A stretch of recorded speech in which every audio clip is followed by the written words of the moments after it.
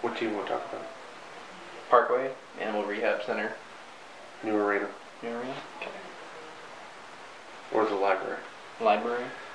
Library, yeah, anything that pops in your mind that we've got in here.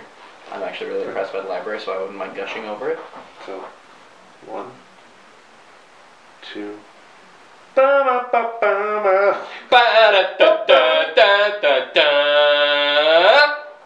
These are real professionals I'm working with here. You know, Hi, and welcome to the first episode of the Peterpodcast, starring the incredibly professional newsroom staff of Taylor Clydesdale, Lance Anderson, Mike Lacey. Alright, and this is a new project that we're going to be working on where we're going to be discussing things that are happening in Peterborough. So, what's happening in Peterborough this week? it's kind of been a busy week. It's been shockingly busy. Yeah, other than, like, the last few weeks have been pretty quiet, like after Christmas and New Year's. So I'm finding this week has kind of ramped up a bit in terms of events and things that we've had to cover. There's been a few things. Yeah. Once the farmers market stuff died down, that's when it kind of trickled down. But yeah. We talked about not bringing up the farmers market. Yeah. Yeah. Oh yeah? Yeah, I think, yeah. Nobody wants to talk about Nobody farmers wants to market. bring up the farmers market any longer. Yeah. Oh. We still haven't got a date for the next meeting. No. Speaking of the farmers We market, that were- supposed to talk about. Taylor and I were talking about that. Yeah. And We were talking about the thing we weren't supposed to talk about?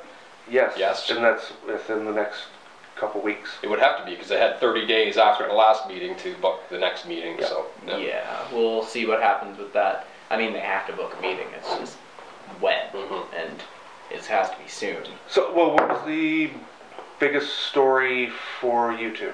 Biggest story for us too What's this for week. this week? I think my front page story from the library opening. It's my favorite thing I worked It's on. his first front page in how many weeks? I had like another one last week. Yeah, Come it's on. just 'cause we didn't have anything else to cover. Like I said, it's been really quiet the last few weeks. So. Of course. But really, the library was a big deal for the city of Peterborough. this huge week. deal. Yes. A lot of money spent on one building. 12 million. Yeah. 12 million. Yeah. But I mean, you were in there before it officially opened. You got to see them kind of putting everything in place. Yeah. I was in there during the summer when it was basically just concrete, the skeleton of the building, and that was it. And I was already getting the visuals of where everything was going to be.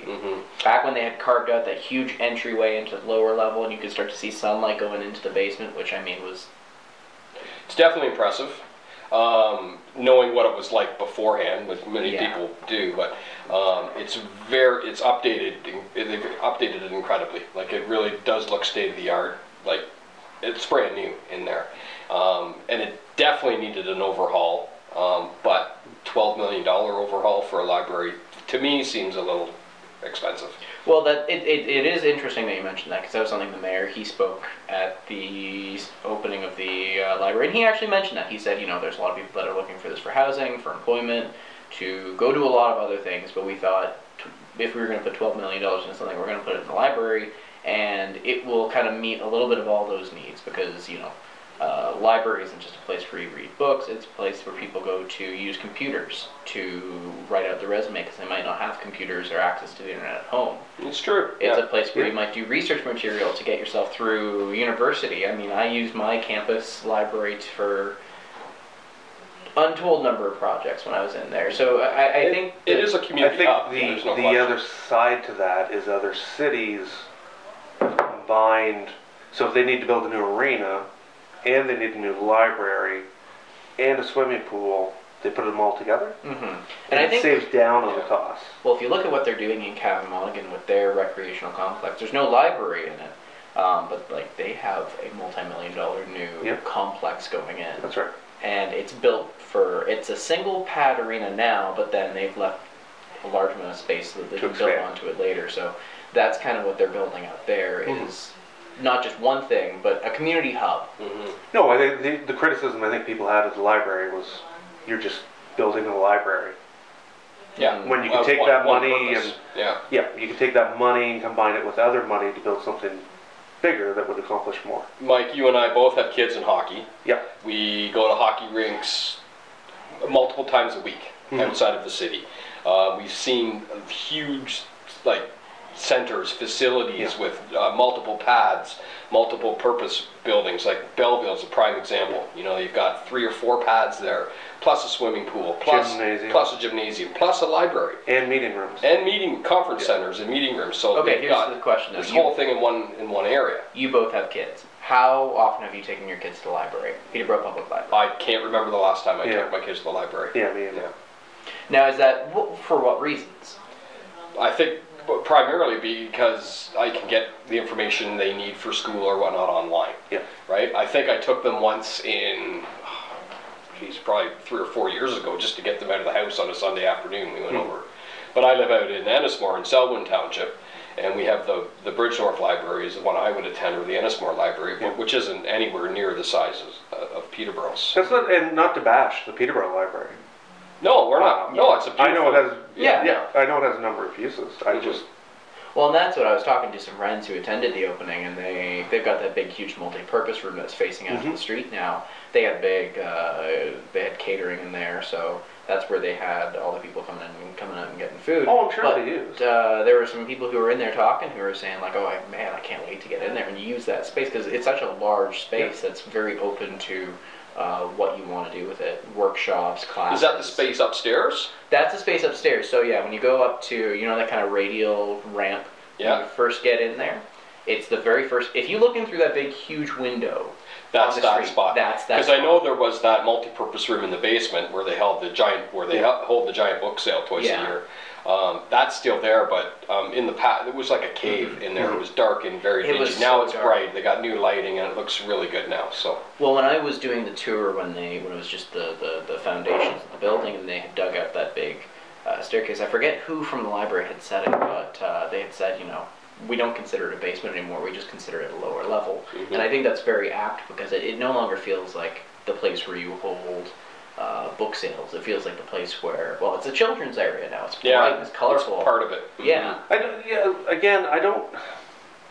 It's not whether it'll be used. It cost $12 million. And could you have done something similar at a cheaper price and maybe even got more use out of it? And expanded on what else? Yes. The Belleville facility, I think, was $50 million. It's the question of, do you have a central location where you can put something like that? We do. Yeah. We can't use it. Yeah. Morrow Park, but would be ideal location for there's a ton of complications that makes it they can't access, and that's something we are looking into and trying to explain to people. No, I get why. Well, it's just a reminder, though. Yes, but it's just the case of Peterborough if you're looking downtown, that's already so... But why does it have to be downtown? That's a good question. That's an excellent question. I don't know. And I think they wanted it downtown because we do have a thriving downtown in Peterborough. I remember I went to school in Belleville, and you could roll a bowling ball down the street in the middle, and you would not hit anybody or a car. It was completely dead. I don't know what it is like now, but... I live downtown, 20 and years it's ago, never... 15 years ago, but... Downtown Peterborough is never dead. Even at 2 a.m. No, when it should be dead, it's never dead. Yeah, and I think maybe that's why they wanted to invest in that downtown. And the city is doing other investments downtown right now with the Louis Street Parkade or Park they're working on. So I can see what they're doing. I see why they're trying to bring... I can see what they're doing down there. Yeah, but well, I live right in that area. I can spit and hit the new library, and I can tell you the parking. I don't think you're allowed to spit. No, millennials. And I don't think the DBIA would like you spitting downtown. No. Why would you encourage that, Taylor? Yeah. But the property values for apartments in that area are going to be ridiculous once they do the. What's the price of the? It's millions of dollars to do the Charlotte Street. Well, but that does raise a concern some people have that the downtown is going to become too expensive, and that it's going to lose. But there's no. It's going to lose the personality and the people that have made it such a thriving place in the first place. Someone recently used the phrase gentrification when referring to what's happening to the downtown. I don't. What phrase? Gentrification. Basically making the downtown more middle class. Okay. Yeah. Kind of removing all of the niche Well, removing Pig's Ear and putting in place condos. Yeah. Yeah. That kind of idea. And we're forgetting too what the Y lofts are going to do for the downtown too. Once that is well, the original plan for that wasn't high-end condos. The original plan for that was low rent, geared to income units back when it was Gentrification. And I think they may have some cheaper units in there, but I think they're all pretty. I had friends who went in there who looked at the prices of those units. There's nothing in there that could, by any stretch of the imagination, be considered affordable. Okay. But that's what they're going for. That's not to knock on. And the clientele must be there, or they wouldn't be investing in the. There is no. Oh, People want to spend money Yeah. on high-end apartments. People also want to spend money on low-income apartments, like apartments that they can actually afford if they're working on, like living on minimum wage or working off one income, or if they have a family to support. Like, there's a need for both kinds of apartments in Peterborough. It's just one is being serviced more than the other. Well, because one makes money Yeah. and the other one doesn't, really. Well, I remember. It makes money, but not to the same extent as, No. as offering or having rent higher, obviously. There needs to be, you need to have a diverse field of apartments, and I think that what they're doing with the downtown is trying to make it so that the middle class, the upper class, the people who have a little bit or a lot of it of money are spending it in the downtown. Yeah, I mean, the concern, though, is that it's pushing out, specifically the arts community, is finding it difficult to find spaces that they can work out of. Oh, yeah. At an affordable cheaply. price. Yeah, rent cheaply. So they don't know, so they're scrambling to find other places, and then all of a sudden, what makes downtown Peterborough unique gets moved out. That's the concern. And Peterborough does have, especially the downtown, does have a thriving arts community, which is what makes it unique. So It's part of what makes it unique. yeah. It's known for it. Yeah. You know, it really is. Like, look at the music scene alone. Oh, yeah. There's a documentary coming out, being premiered this weekend by Michael Hercombe, the Radius Project, and it looks at all the musicians that have come from Peterborough. Yeah. You know, that got their start in downtown bars, in high school gymnasiums. You know, so really there is a connection. There's that arts connection to Peterborough, which we can't ever ignore, because really that's the heart, I believe, of our community, is that art scene. So Yeah, I think it's so hard to assess what the downtown should and shouldn't be, because if you talk to people who are struggling, who are people who have lived on the streets, or who just can barely make ends meet, they see these high-income condos, luxury apartments, and they're like, well, that could have been something geared for more people like me, but then... But who's to say both of those people can't live together and In the They should, Yeah. except they're not creating the apartments for people of a lower income. Yeah. Those don't exist really right now. And if they are building those units, they're not building them in the downtown. I think one of the closest ones to date, like recently, was probably the Knox United or Presbyterian Church. The developer turned that into affordable housing units. So that was I think it's just been open for a year or so now. But this isn't even affordable housing though, right? Like there's affordable housing here, but then you should have just above it housing that's affordable. Yeah, yeah, not so much for low-income people, but just like lower, working class, lower working class. I've lived in my new downtown apartment for a couple months now. I just paid my 3rd month's rent. So, speaking from my experience, thank you. Congratulations. Speaking from my experience in looking for an apartment in or around the downtown, there's nothing where you're not going to be paying close to $1,000 a month, unless you want to be living in either a basement unit or living in something that I would say is unlivable. Now, does that include heat and hydro? Yes. Yeah. Well, that's not too bad. Well, no, but I would Depends say on how big your apartment is. if your better bet is to try to get a mortgage and buy, a little starter home. Yeah. Because your mortgage and your heat and hydro are going to be pretty much the same. Yeah. Okay, And then well, you have try an to- investment.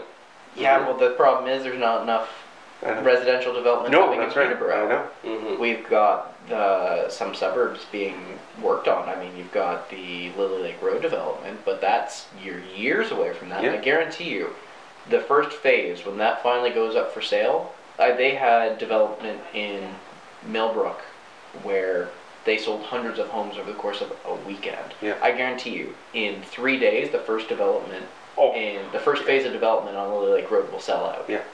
And I guarantee you, it'll be the people with money who are able to. Oh, sure. Yeah. If you build it, they will come. Oh no. Yeah. And Yeah, you have bidding wars for places in Peterborough. It's because we have a housing crisis. We At do like have all housing levels. crisis. It's all the way down. Mm-hmm. Unfortunately, it hurts people at the bottom the most. And I can understand why they are doing low-income development, because it doesn't make money. Well, they don't need to. Yeah. Right? You just said, though, you can do a high-end condo, or you can build a brand new home, Mm-hmm. and you're going to sell it like that. Yep. So why would you do that?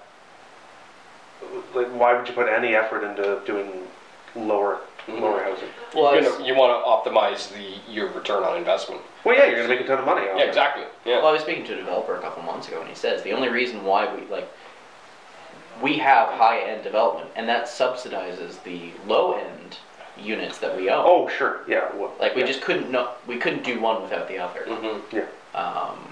But yeah, that's the situation. Like from the development perspective, why would you do something that makes you a little bit of money when you can do something that makes you more money and it'll sell out just as quickly? So how do you think you solve the problem? Or do you just wait until there's so much at the top of the market Then it trickles down. that it's just... I mean, that's a perspective. You just simply build so many units, be it in a big suburb, Mhm. or you renovate buildings that you have a lot of apartments that it frees up stuff at the bottom end because people are moving up. That's a perspective. Yeah, I think the more units you put into the market, the better it's going to be. Eventually, There's going to be yeah. opportunity. Yeah, like eventually right now, if you build a house, if you put your house up for sale, it's sold. Yes. Mhm. At some point, if you add more houses, it's going to take longer to sell, Yeah. and then you're going to have to lower the price. And Yeah. I don't know how long that would take, though. That's the... I mean, alternatively, you could turn to putting a lot of money into rent subsidies so that it's not necessarily that there's more stock in the market that's cheaper, but you allow people to be able to afford stuff that they would have been able to otherwise. The problem with rent subsidy programs that we have now is the fact that they don't turn over. Once you're on rent subsidies, you're not going to let them go that easily. Yeah. And there just simply aren't enough of them. Well, yeah, because who funds it? The city, Yeah. the province, mostly the city. Yeah. And they don't. A lot hinges too on They don't have the money for that. employment opportunities as well. Yeah. For the city, because really there aren't a lot of high-end jobs, Yeah. in the city, unless you're working at Trent or Fleming or the It's hospital. very... Or Yeah. there's a huge gap in what people make. I in the think, city. yeah, like, well, jobs are very specific to a city. Mm-hmm. It used to be you would have like a GE set up in Peterborough, and Mm-hmm. you could have general knowledge and get paid a pretty good sum of money. But it's not like that now. Like, now you have to have specific training. Yeah, you were expected to be able to go to college, go to a university, get a degree or diploma, and then... Move to a city that provides that Yeah. job.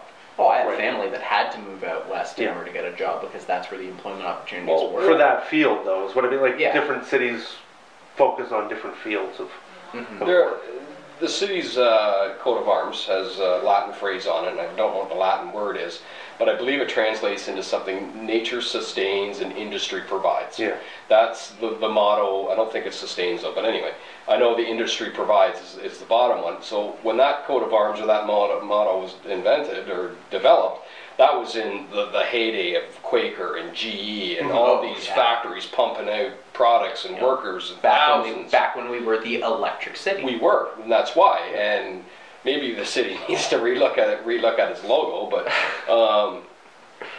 that's what Peterborough doesn't have anymore. So we've, like Oh, Mike we was are, saying, we are we've so far switched from an industrial to city. Yeah. I mean, we still have Another- industrial jobs. That's not to No, say. they're Like, if still you look, around, but look not on Technology near Drive, the look same at Neil extent. Drive. I visited businesses there, and I've been shocked at it. Like, I didn't know that there was still manufacturing. Yeah, there's tons of small manufacturing companies in Peterborough, but they have maybe 20 to 30 employees, and they're making decent money. You know, they're doing well. It's not the same. It's not the same. They're not the community driving businesses that GE and Quaker are, or in the future. Not even community shaping. Yeah. Like the area around GE was built for GE. Yeah. It was built to sustain GE. The employees lived there. Everything was developed just for the employees. Yeah. You know? I mean, look at everyone's trying to fight over this Amazon headquarters. Imagine how that's going to build your community. Like, it will be... It'd be insane. No, the modern day equivalent of that, though, here is Trent University. If you look, the area around Trent is built to service... Yeah, you're right. The university, right? Same with Fleming. Yeah, and people that work at Trent, many of them make great money. Sure. They have a great education. And they should, right? They're the ones and they've professors and Some of them grew up here, but a lot of them have come from other communities because this is where they had to come to work, right? And when I was younger, I remember people saying, "Oh, Peterborough isn't an industrial town; it's an educational town," and that is a very oversimplification. It's if we look, because each year we publish the list of the top 10 or the top 90 something employers in Peterborough. But if you look at the top 10, almost all of them are government based or school based. Yeah. You got Trent, Fleming, School boards, City of Peterborough, Peterborough Regional Health Center, M&R. It's kind of Peterborough's become this regional government education hub. Even as early as 2 years ago, Sears was still on that list. Yeah. And they're gone too. Yeah, and it really does have a ripple effect right down the ladder because, United Way, for a prime example, they're trying to raise money to reach their goal this year. In previous years, historically, GE was a huge cog in that fundraising wheel. This year, there's nothing. No. So now, who was it though? What's that? Who did they get a big donation from this week? Well, Trent University stepped up, so that was my point. So these other groups are coming in now to step up and fill that gap. So Trent set its goal at 80,000. Last year they raised I think 77, which had surpassed anything they've raised before. So they set the goal this year to 80,000. They ended up raising 103,000 plus. You know what? That's plaid-tastic. Yeah, I don't like that. But it speaks to the fact that Peterborough is a changing fabric.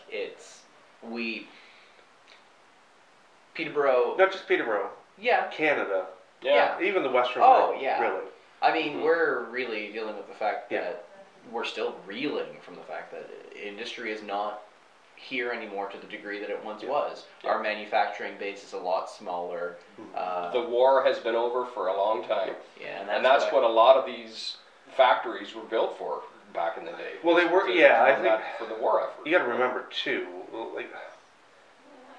the industry developed after World War II when most of Europe and Japan were rebuilding. They were, they had nothing. Yeah. So it was kind of Canada and the United States that were supplying. Yeah, and then once Europe and Japan came back by the 70s, that's when we start to have some competition, and you start to see it decline. Well, right now with our city's manufacturing industry, with Canada's manufacturing industry, so much is riding on these NAFTA negotiations and how those are going to go. And I mean, even our MPP is out there. He's participating in the negotiations, and it's going to be really interesting to see how that goes. I actually have no theory as to what's going to happen. I think they're just delaying as long as they can. They're going to have to do something eventually, though. Well, they're just waiting for Trump to be out of office, if they can. They're waiting for the next political leader to come in. And then they can, Well, if they don't, they should be coming up with a mile of backup plans right now. Oh, I'm sure they do. If it ends up being decided that they're going to scrap NAFTA entirely, and how that's going to affect Peterborough, I legit have no idea. No. Oh, I don't know. It'll be devastating to the United States. Oh, it'll be devastating to every party. But anyway.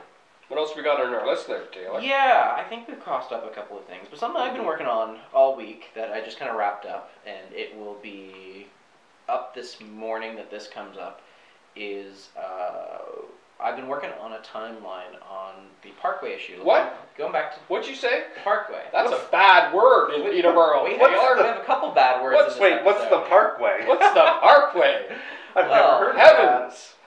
Well, the Parkway is this evil, demonic thing that is going to destroy the city, and all of our livelihoods are going to be ruined. I think it's going to destroy a whole park. Right? It's like, there's going to be nothing left. Sometimes we have to be careful because Taylor is of a certain age that certain references go right over his head. Mm-hmm. Do you know who Bill Murray is? He's in that movie, Ghost Smashers.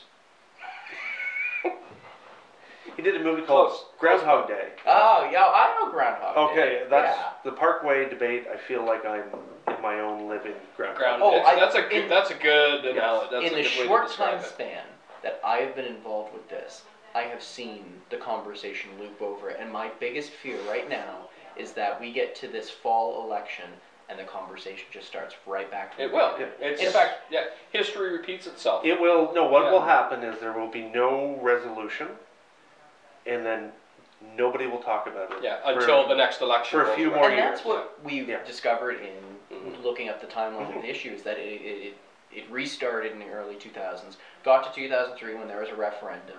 They decided, yep, the referendum has decided we're going to ditch the Parkway. They decided, no, it's too expensive to scrap the Parkway out of the official plan and come up with alternatives. Well, they didn't want to spend. I think it was $80,000, right? $80,000. They didn't want to spend $80,000 to do a study to see what you would replace the Parkway with. Mm-hmm. So they just left it. So, and then the conversation went dead for a couple of years, restarted around 2007. All of a sudden, we're back in the midst of the debate. And right now we are at a critical point. I wrote a column about this last month, the month before, basically saying they need to, right now we are in a prime position. The fall election is upcoming. They need to reach a resolution. They know that they either need to commit to building the Parkway or scrap it and come up with alternatives. Yeah. If they don't come up with a solution now, it's going to be another 20, 30 I want to put it all. Wait. I put it all on the table right now. Yep. Does Peterborough need a Parkway? It needs a yes.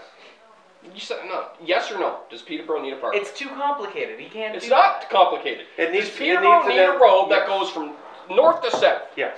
Yes. What do you think? Peterborough needs a traffic solution. What are you running for office? Jeez. Does Peterborough need a road to go from north to south? On the west side Yes. of the city. On the yes. west side of the city. Yes. Yeah. Yes, but it doesn't need to be the Parkway.